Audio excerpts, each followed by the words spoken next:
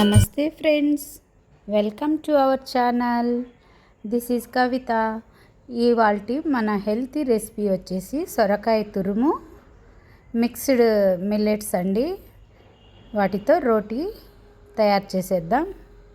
ఇవి రాగులు, సద్దలు, జొన్నలు మూడింటిని కలిపి చేసిన పిండి అండి. ఈ పిండి అయితే 3 గరిటెలు తీసుకోవాలి. 1 కప్పు తురిమిన సొరకాయ తురుము, 1 కప్పు సన్నగా తరిగి పెట్టిన ఉల్లిపాయలు ముక్కలు, 4 సన్నగా తరిగి పెట్టిన పచ్చిమిరపకాయలు, 1 కప్పు మునగాకు అండి, ఫ్రెష్ మునగాకు,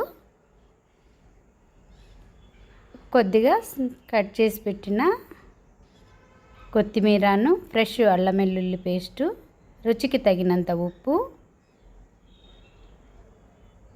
కొన్ని పెసరపప్పు నానబెట్టి వేసుకున్నాను. వీటన్నిటిని ఒకసారి కలిపేసుకోవాలి. వాటర్ ఏమి ఎక్కువ పట్టదండి.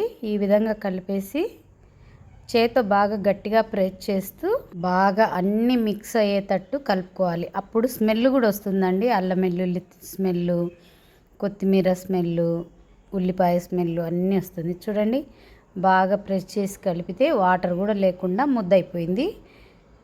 మనము పెన్నం వేడయ్యేలోపు కాసేపు నాననిద్దాం. ఎక్కువసేపు లేదండి.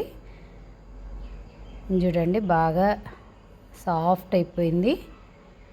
ఇప్పుడు మనకు కావలసినంత సైజులో అయితే ఒక ముద్దను తీసుకోవాలి.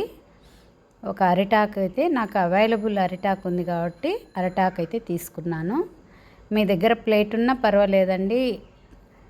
ఇంకో పేపర్ ఉంటుంది కదా, ప్లాస్టిక్, దాని మీద అయినా చేసుకోవచ్చు. ఆయిల్ ప్యాకెట్ పైన ఒక చిన్న చపాతీ లాగా చేసేసుకోవచ్చు అండి. చూడండి, ప్రెస్ చేస్తుంటే పిండి ఎప్పుడు కూడా సాఫ్ట్గానే ఉండాలండి. సాఫ్ట్గా ఉన్నప్పుడు మనం ఊరికి వేళ్ళతో ఇట్లా ఒత్తుతూ ఉంటే చాలండి, సాగిపోతుంది.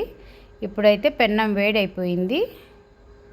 పెన్నానికి కొద్దిగా ఆయిల్ వేసేసి మనం ముందుగా ప్రిపేర్ చేసి పెట్టిన రోటీని అయితే పెన్నం పైన వేసేసుకోవాలి. అట్లా ప్రెస్ చేస్తే ఆకు త్వరగా ఊడొస్తుంది.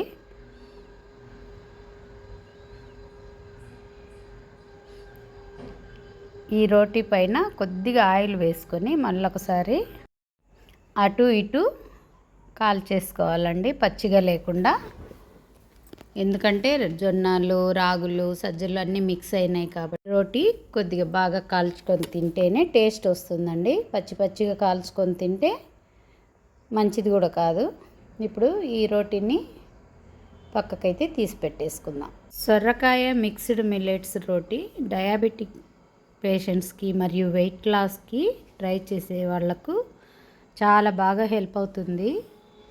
కేవలం వాళ్ళ కోసమే కాదు, ప్రతి ఒక్కరూ కూడా మన రెగ్యులర్ డైట్లో ఇలాంటి మిల్లెట్స్ని అయితే ఇంక్లూడ్ చేసుకుంటే చాలా హెల్తీ, చాలా బెనిఫిట్స్ కూడా ఉంటాయి.